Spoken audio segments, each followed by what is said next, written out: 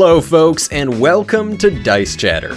My name is Donnie, and today is testing day. In recent videos, I've created a number of structures, stairs, buildings, platforms, and ruins, and they all look pretty good, but it seems I've not come to a solid conclusion on a theme I am going for. These ruins I created a while back are your typical dark gray theme. These stairs and platforms have a dark sandstone sort of vibe, while my most recent creation looks like a mix of sandstone and red brick. Maybe I suffer from chronic indecisiveness. So today I am hoping to answer this big question. What stone theme will I focus on for the foreseeable future? So without further ado, let's get crafting. Very similar to my previous build, the modular pyramid, which you can check out in the top right corner if you haven't already, we go through cutting and slicing out a series of foam brick sizes, which will show up on the screen now. These are the dimensions we will focus on during our proxon cutting process. Since we are doing some testing for paint schemes today, I wanted to keep things relatively simple and consistent to give us the best idea of what truly looks good when it is all painted up.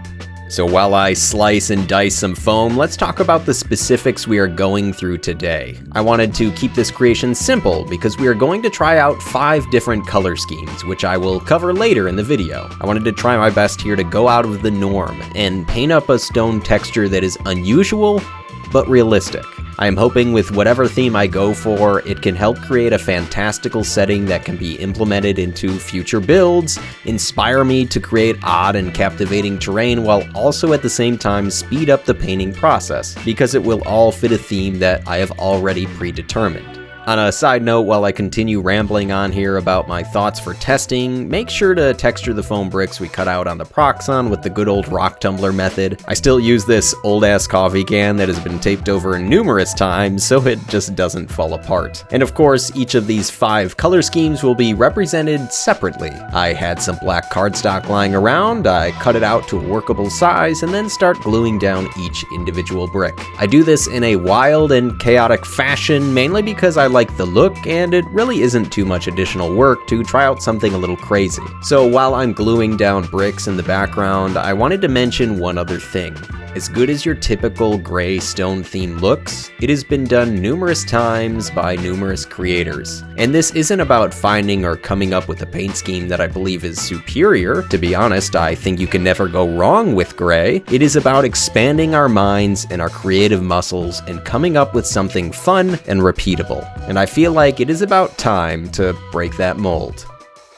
So with 5 paint schemes in mind, we run over to the craft store and walk down the aisle of cheap craft paints and wrangle up about 5 colors for each theme, doing our best to match it with our vision. The first one, a blue theme. I feel like this theme can be used in numerous settings: cold tundra, a coastal town, or even a vibrant rainforest. Number 2, the brown theme. Simple and to the point. Poop brown can be put in about any environment and would work perfect for the tabletop. And number 3, yellow. Now I wouldn't say this is going to end up looking like a bright sunflower, maybe more like tan, yellowish, brown skin. Either way, a varied and prominent theme. Number 4, red. This may be an odd one, but your standard house brick tends to be a reddish orange, and I think that would be a great option for terrain on the tabletop. And finally, our number 5, green. Another odd scheme for stone coloration, but as I mentioned earlier in the video, we about to get wild. So without further ado, folks, let's get painting. While we get priming and then hitting all the stones with a white zenithal, I want to go over how we will paint each of our stone themes, as they will be done in the exact same way, just with different colors. If we go back to the shot where I showed the paints I used a moment ago, the first ink shown will be sprayed on over everything after we finish the white zenithal. Then the next 3 paints will be heavily dry brushed or overbrushed chaotically over the stones. Once that dries, these 3 paints will be painted on over a series of random bricks to brighten up the stones and give some neat coloration. Then we lay down some spackle or joint compound between the stones, add some washes for a bit of grime, and finally, once all of that dries, we very lightly dry brush over everything with one final color.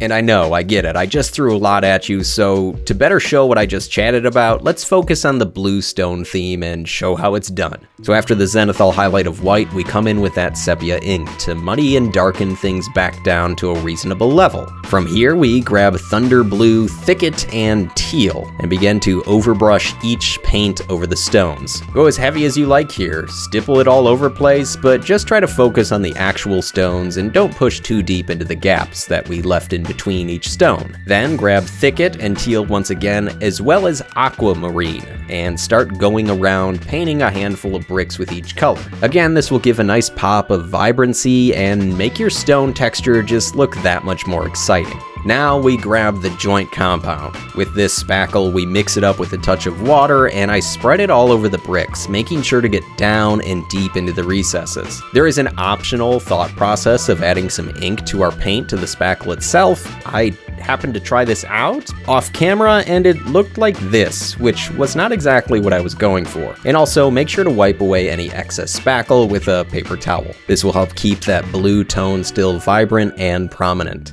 So once all that bright white spackle dries, we grab some washes and add in some kneaded grime. I use army painter washes and pick out a handful of paints that I find would fit each theme of each stone coloration, and for this blue theme I splash in some dark brown, sepia, black, and even a green to give it that old decrepit look. I make sure to focus on the darker colors at the bottom of this makeshift wall and think about where water and mold would grow and build up on this stone structure.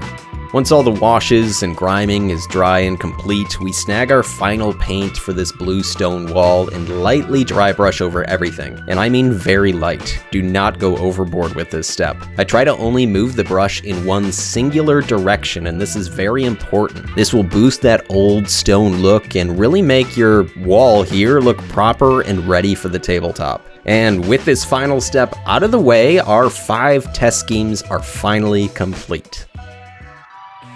Looking over these stone walls I've created, I would say I'm not truly sold on which one I'd like to implement for the foreseeable future.